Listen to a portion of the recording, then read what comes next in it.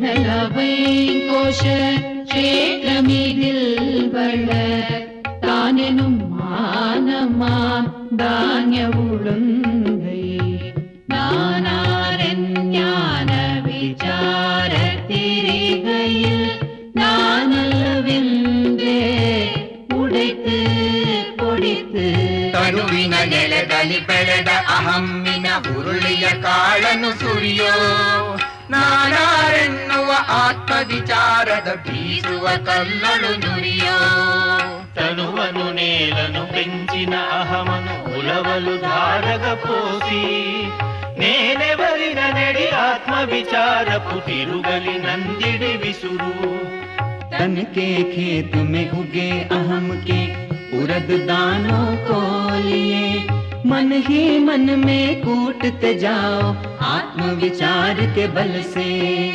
ध्यायेत् शारद चंद्र सुंदर मुखम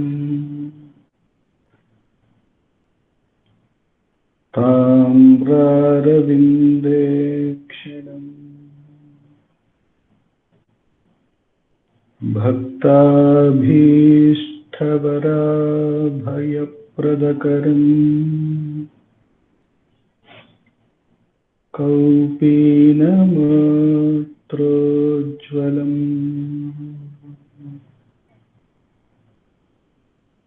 स्वात्मानन्दरसानुभूतिविवशम्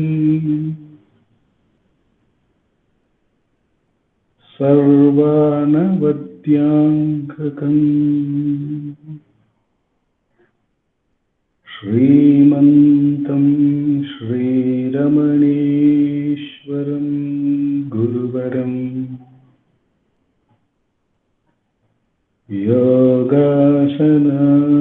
योगासनाध्यासितं ध्यायेत् श्रीरमणीश्वरम्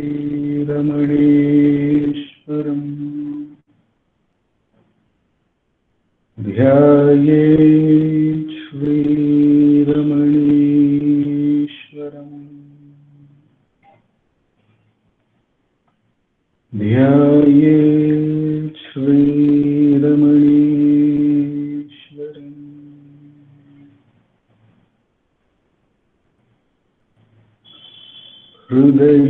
हृदयकुहरमध्ये केवलं ब्रह्ममात्रम् यहमहमिति साक्षात् आत्मरूपेण भाति हृदि विषमनसा स्वं चिन्वतामज्जतावत् पवनचलनरोधा आत्मनिष्ठो भवत्वम्।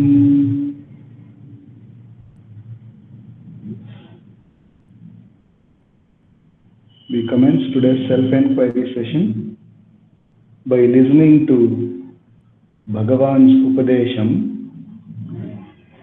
We have been reading from the book Ramana Answers, Self-Inquiry 1900 to 1950, a collection of Bhagavan's answer on the subject matter of self-inquiry between 1900 to 1950, a collection by our founder president Sri A.R. Natarajan ji.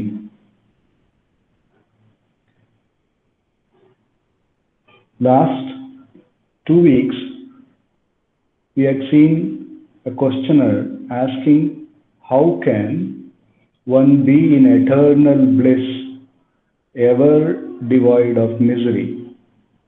And Bhagavan had answered that it is the direct experience of all of us that wherever there is body, there is misery.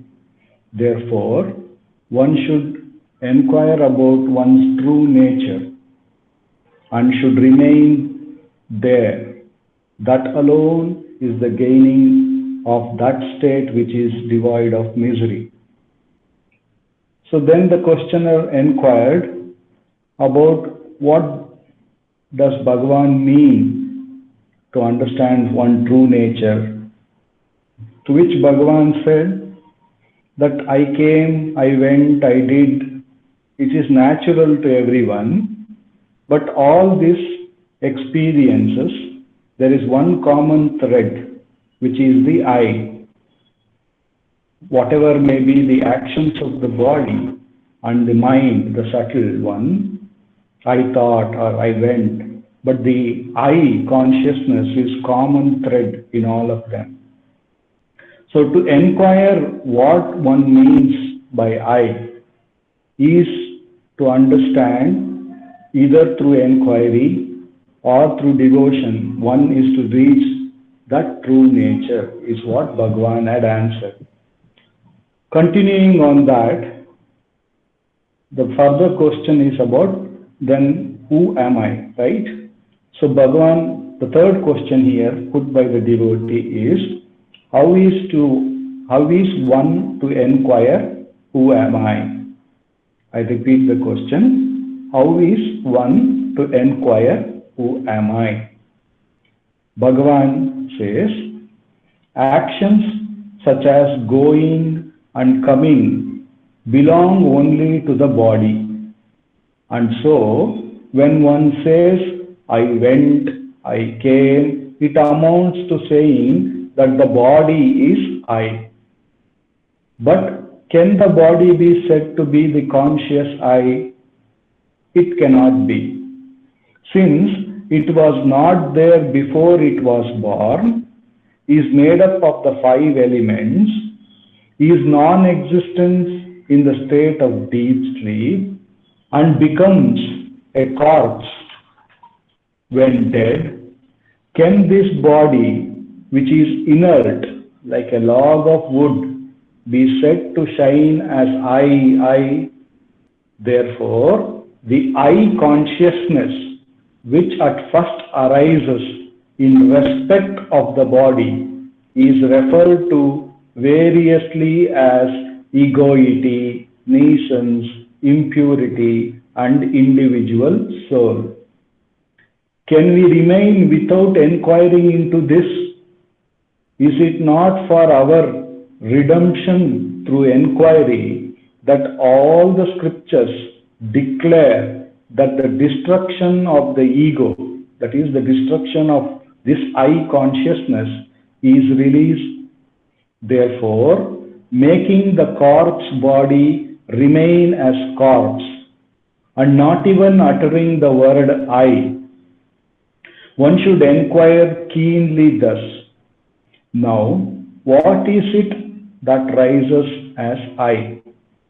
Then there would shine in the heart a kind of wordless illumination of the form I. It is there and would shine of its own accord as the pure consciousness which is unlimited and one, the limited and the many thoughts having disappeared. If one remains quiescent without abandoning that experience, the individual sense of the form, I am the body, will totally destroy. And at the end, the final thought, the I form, also will be quenched like the fire that burns camphor. The great sages and scriptures declare that this alone is release. I'll repeat the last portion. Now, what is it that rises as I? Then there would shine in the heart a kind of wordless illumination of the form I. It is there and would shine of its own accord as the pure consciousness which is unlimited and one. The limited and the many thoughts having disappeared, if one remains quiescent without abandoning that experience, the individual sense of the form, I am the body, will be totally destroyed. And at the end, the final thought, the I form also will be quenched like the fire that burns camphor. The great sages and scriptures declare that this alone is release. Bhagavan very clearly in this answer gives how to do inquiry. I came, I went is all the movements of the body. Behind that body cannot be said as the I. So he says, because it is like a corpse and it is not available in the deep sleep, therefore it cannot be said as real I. Then one will, if he goes a little within, he will find that there is an I consciousness with respect to this body, which identifies with this body, which is the knot which Akka talked about in her previous talks, which binds the consciousness to this body. Bhagavan says this can be called as egoity or nescience. Nescience means not the correct knowledge of I, the ignorance part, wrong knowledge of I. This Bhagavan says, this egoity, nescience, impurity, or the individual's soul should be further inquired into. So he says that once this egoity is destroyed, there is the release. And he further explains, he says, let the corpse body remain as the corpse. So don't worry about the body. Let body be as it is. If it is going to, it's a corpse even now, so let it remain as the corpse. Now don't even utter the word I. Then keenly inquire where from this I rises. Without saying I, what do I refer to as I is what Bhagavan is saying. Keenly inquire into this. Then he says, within the heart there will be a world-less illumination of the form I. There will be a light which is going to reveal, or not light means the physical light, that thing which is able to see the body, see the world, see the egoity now, is able to understand, which is giving light to all of these things, that alone will illuminate. And it will shine as I. We can call it as awareness, and Bhagavan calls it here as pure consciousness. And when one remains with that pure consciousness, which is unlimited, and there is only one thing which is there, then he says, when we do that, this limited consciousness, this limited identity, which is the wrong ignorance, which is, will get absorbed in that. Then that or will get totally destroyed. And then the I form will also be quenched in the, like a fire burns the camphor. This is the way the sages and the scriptures have achieved it or declared it, is what Bhagavan is saying through this particular answer. Whenever a thought rises, it is an opportunity to take us to that illumination by inquiring to whom is this? To whom is this thought? Moment we ask that, we come to that I consciousness. Oh, it is for me. Thereupon we should inquire, who am I? What is in me that rises as I? Or what do I refer to as I within me? That is the way Bhagavan says, we take the I to the source, to that illumination, I. And Bhagavan says, repeatedly taking the I to that I illumination is the only way to destroy that I form, or to destroy that ignorance which binds the consciousness to the body and identifies with the body.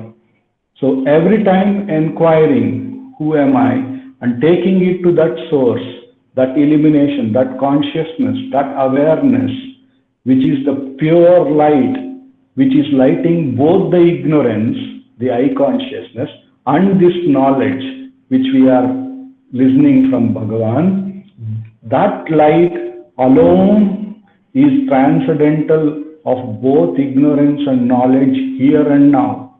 And Bhagavan is saying, by repeatedly driving into that, all of this idea that I am the body, the I form, will get quenched like a fire which burns the camphor. With the immense grace of the Master, let's do Atma Vichara.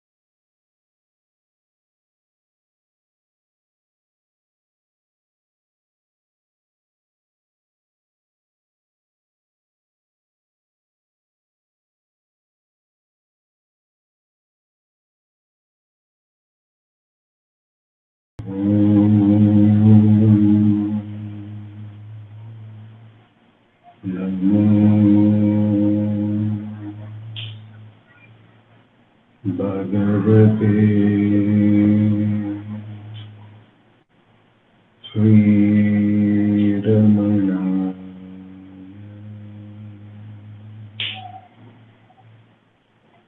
Bhagavan here very beautifully says about the self as the wordless illumination. We can see that the awareness, even though it lights the nations or the pure knowledge, doesn't make any difference, doesn't even say a word that this is the way to be or this is not the way to be. So that illumination which is here and now, wordless and shines equally on everything, that is our real nature. That is what Bhagavan is saying, and therefore that is the one which is devoid of misery. And to that Bhagavan says that we should repeatedly dive by inquiring every time, who am I, whenever a thought rises. Om Namo Bhagavate Sri Ramanaya. I request Akka to give a talk now. Thank you. Namo Bhagavate Sri Ramanaya. In the first question of self-inquiry, Gambhiram Sheshayar asks Bhagavan, what is the way to be ever free of misery? And Bhagavan says that the cause of misery is being embodied. Having a body is the cause of misery. Because once one has a body, one has got a limitation. One believes, I am a limited entity. When I think I am any body, then I think that I am limited. If I become limited, there is I and there is something which is outside of I. So there is duality and there is multiplicity. So when there is something outside of me, then there will be a need to possess some things which are outside of me, and there will be a fear of certain other things which are outside of me. So there is misery. Secondly, when this body is something that has arisen in time, it is not only limited in space, it is limited in time as well. So there is fear of the ending. So along with being embodied, there are desires and there are fears. And obviously, this is a cause for misery. So Bhagavan says, unless we get over this limitation, we can never be eternally in bliss. The question arises whether this limitation is true. If this limitation is true, then there is no chance for us to get over it or to get beyond it or to transcend it. But this limitation, thankfully for all of us, is only an illusion. Since it is an illusion, there is a possibility that we can come out of the illusion. We can see this illusion for what it is. That is, we can recognize that it is an illusion. The moment we recognize it is an illusion, then we are free from the illusion. This is the example, the traditional example which is given of the snake in the rope. We imagine a rope to be a snake. And by doing so, we have fear and we have suffering. And what is the way to get rid of that illusion of thinking that there is a snake in the rope? Sri Subraya Sharma often narrates this in a very humorous manner. He says, oh, somebody in a wedding hall, they suddenly said they have seen a snake in a corner. And they get very perturbed and they say, oh my God, there's a snake. So people start coming. And that corner is dark. So people say, oh, it's moving. Somebody says it's 5 feet long. Somebody says, no, it's 10 feet long. Somebody says it's a cobra. Somebody says it's a python. Somebody says we should call the snake charmer. Somebody else says, no, no, we have to inform the forest department. Somebody says nothing. We get one long stick and beat it up nicely. Ultimately, one person says, first of all, let's get ourselves a light, a lantern or a torch, so that we'll be in a position of knowing where it is, where the snake is, what it is doing, and then we can tackle it better. So when the torch is lit and the snake is illuminated, it is discovered that it is not a snake, but it is only a rope. So would beating it have ended the problem? Would calling the snake charmer have ended the problem? Would doing anything other than throwing light on it have ended the problem? It would not have ended the problem. So Bhagavan is giving us the method of inquiry whereby light is thrown on this illusory eye. What is this illusory eye? This illusory eye is the thought, I am a body, I am so and so, I am an embodied entity. This thought is the illusion. Everything else is only connected or added on to this primary illusion, which I can say, in my case, I can say, I am Sharada. The thought that I am Sharada. Now, this Sharada can be replaced with anything else. But the thought that I am an entity which is limited. Supposing I imagine that I am not Sharada at all. I am this earth. And some forget imagination, some people have visions, experiences also. Lucia Osborne, she had an experience that she was the earth. It was fantastic experience. Walt Whitman in his poetry says, I am the universe. I can feel the movement of all the hands. I am the movement of all the hands. I am the movement of all the feet. I am the eyes which see everything. I am all the ears. I am all the shoulders. The vision which we hear of in Vishwarupa in Bhagavad Gita, he describes as himself. In that case, it is said that he has a feeling that he is Virat. He is a huge embodiment, but still it is an embodiment. It is still having boundaries. It is still something subject to change. So, the best of embodiments, the subtlest of embodiments, if it is an embodiment, there is possibility of pain and sorrow. If we do not know, if Mother Earth, we call her embodied, what all sorrows she is undergoing, we cannot understand, we cannot imagine. But if she is embodied, yes, she will have to undergo her share of ups and downs. So what is the way out of it? My sister Ambika, she said she once had a nightmare, a bad, really bad dream.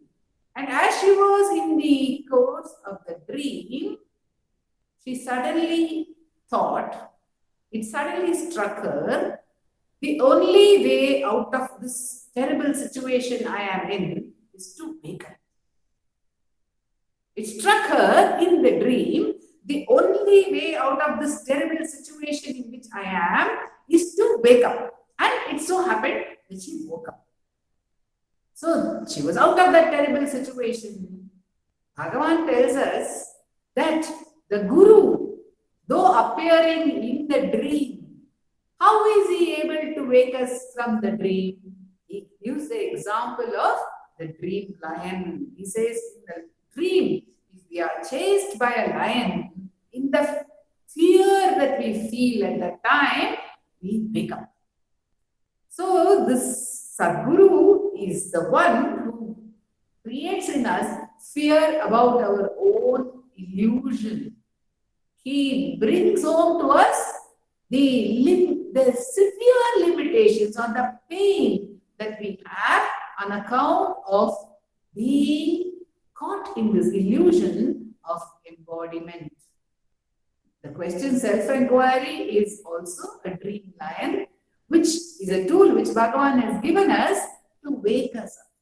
Because I said my sister woke up the moment she thought the only answer is to wake up.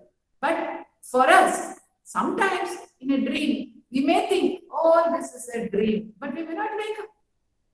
So what happens? How to wake oneself up from this dream? But it is possible. That's why the great ones are giving us a method to wake up, to break this illusion.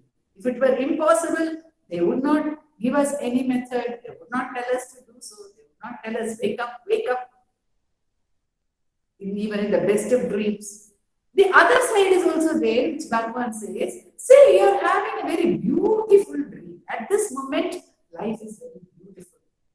I also had composed a song a few years back. I dream of you still, I dream of you still, I dream of you still, Ramana. Best beloved, you built me a ladder to the stars, a slide to the bottom of the seas, a merry-go-round around the galaxies, a seesaw between earth and heaven, and peopled my path with dreams. Then laughed your heart-warming laugh and said, wake up, wake up. Yet I dream of you still, in the stars and the seas, in the sun-kissed skies of galaxies, in the rainbow hues of fantasy. You, best beloved. See, the dream is beautiful. So I said, you laugh, asking me to awake. But I don't feel like waking up because this dream I feel is filled with you. It's so beautiful. But the best of beautiful dreams also have to end. What when it ends? There is this question we have to face. That the best will also pass, the worst will also pass. Fear will pass, desires will pass, hopes will pass, everything will pass. And when it passes, it leaves us sad. Bhagavan says in Ashtakam, he says, no matter if you're having a beautiful dream, you can't be truly happy.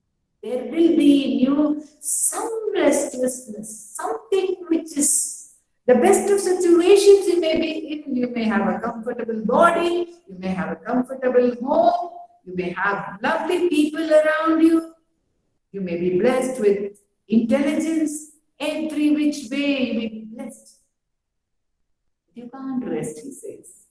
You can no more rest than water that rises from an ocean can rest until it rejoins the sea. கடலெழும் எழிலியார் பொழிதரும் நீர்த்தான் கடநிலை அடைவரை தடை செய் நில்லாது. He says, when water evaporates from the sea and becomes a cloud, until it has reached back to the sea, it cannot stop. It will pour down as rain, it may become underground water, then it will come as a spring, it will come as a source of some river, it may be a rivulet, it will cut through gorges, it will become a bigger river, it will come down to the plains, it will flow and flow until it joins the sea once again. Says Bhagavan. So, until we reach you, O Arunachala, Udal Uir Unilelum, Unai Uruparayil, Urupala Vadigalil Udalilum Nilladu. The individual which has separated from you, no matter in how many millions of ways and paths this individual travels, is getting rotated and whirled by all this, cannot rest until he or she, until it, that individuality, is merged back with you. And once that happens, it is bliss. So the path is because we need it. We need to get back to our true nature. And the path which Bhagavan has given, as I say, is throwing light on it. It is not just thinking this is an illusion.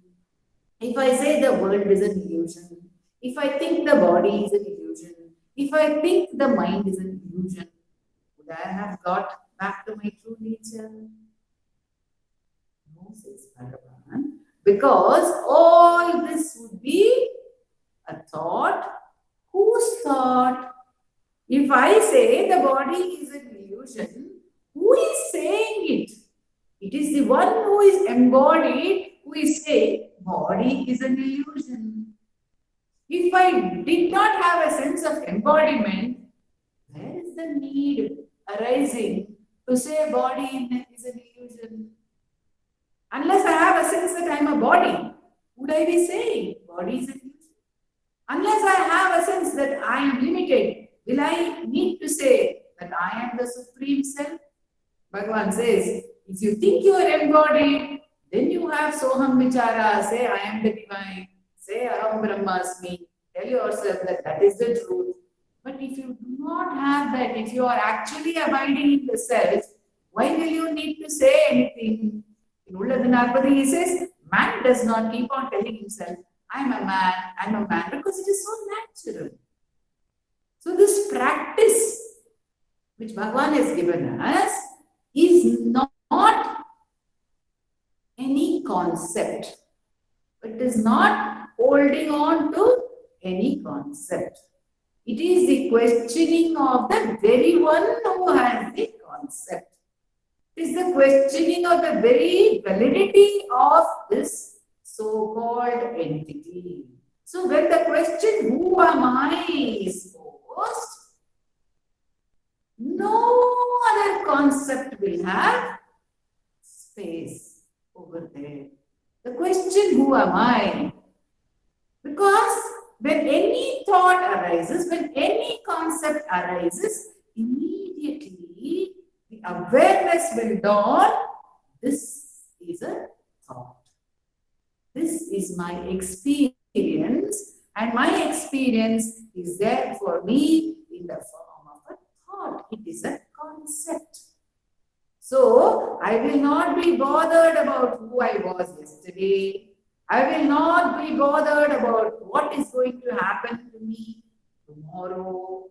That means after death, before birth. None of these questions are relevant to me, says Bhagavan, because he says, who are you right now? Who are you right now? Do you know that? Forget about what is going to happen after death. Forget about what was there before the birth. Forget about what was there yesterday. Forget about what was there half an hour ago, 1 minute ago. Do you know who you are right now? Don't bother about what is going to happen later. Will this happen? Will this not happen?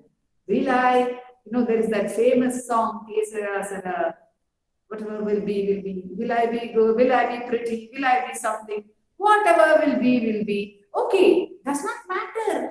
But who are you who is wanting to know about the future? Who are you who is having desires about the future? Who are you who is having fears about the future? And when are all these desires and fears happening? They are happening right now. And how are all these desires and fears happening? They are happening in the form of thoughts. And what is a thought? A thought is something that I am experiencing. It is something that I am paying attention to. A thought is not I. Isn't it? All of us know it. Only thing is, we do not pay attention to this fact. Whenever a thought arises, we become completely identified with it. We move with it. we give it our own life and strength, as one of other poets, John Donne, said. Come bad chance, we add to it our strength and give it life and length. So that's what we add to thought, our strength, and we give life to that thought, and we give length to that thought. So Bhagavan says, as a thought arises, watch it there itself.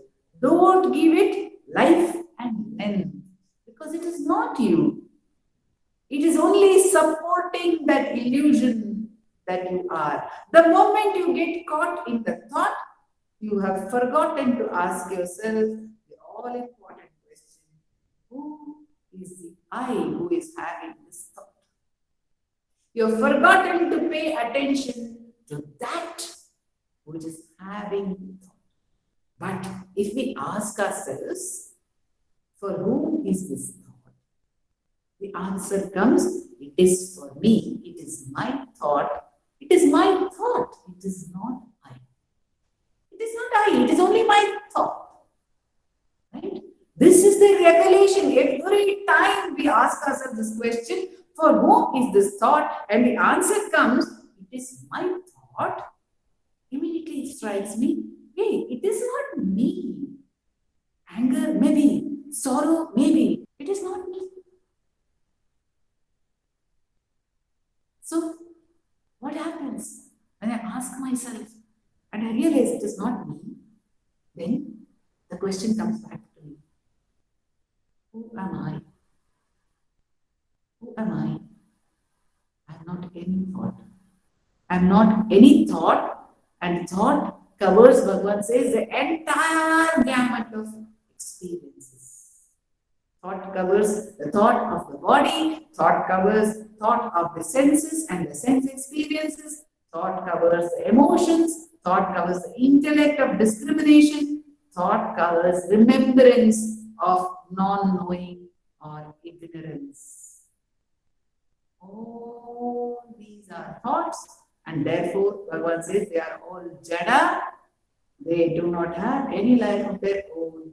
Only our attention, only my attention to that thought gives it life. So Bhagavan says, all you have to do is remember, this is a thought. This is a thought, and it is not I. But who am I?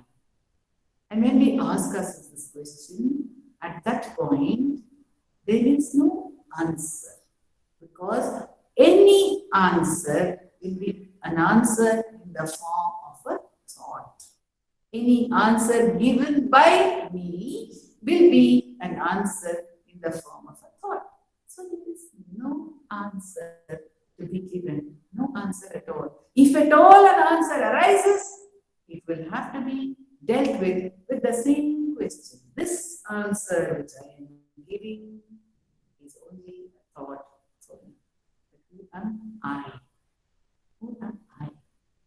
So in that absolute silence that the question, who am I, brings, the illusion of I becomes non-existent. It is not there at that point. It will rise again with the next thought, and again the same procedure has to be followed. Bhagavan says, other than this, whatever else we may do would help to support the inquiry, would help to strengthen our love for the inquiry, would help the mind to get focused on the inquiry, but the inquiry alone can liberate us from the illusion.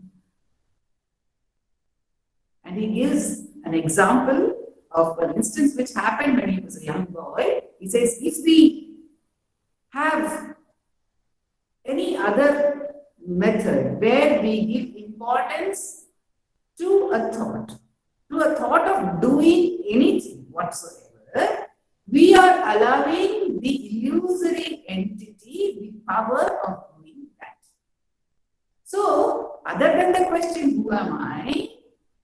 If I say, let me do A, B, C, D, then this entity is the one who is doing that. He said when he was young, in his, maybe I would have shared this earlier also, he had in his neighboring street a very big house where a robbery was to happen. The robber gave notice, and there was a wedding in the family. The robber came, there were lots of police, there were plain clothes police, there were regular police, there were a very well-to-do family. And the robber was such an expert, he managed to steal whatever he had to steal. But before he could escape, somebody noticed that the goods, the jewels were gone. So they started shouting, thief, thief. Now nobody knows who is a thief and who is not a thief, because so many people there, so many plainclothes policemen, so many relatives, so many friends. Who knows who is the thief and who is not the thief? So everybody is just running thief, thief, thief, thief. And the thief also started shouting, thief, thief, thief, thief, and ran. And made good his escape, says Bhagavan. So if the mind says, oh, I will do A, B, C, D, it's fine, it's good. Everything is a support to the sadhana. But ultimately, says Bhagavan, this illusion, this ego ghost will flee if inquired into the question, who am I? Repeatedly, when one is able to ask oneself, then the strength to drop everything else comes by the grace that is that very question. Jnana Vichara Vihiri is described as the Sudarshana Chakra, Bhagavan's self-inquiry, through which he cuts all the bonds of this illusory entity, which is the source of all the misery that we are facing, says Bhagavan. That and that alone is the source of misery. It is not the source of joy, it is the source of misery. And we, however, our true nature is this. Om Namo Bhagavate Sri Namaha.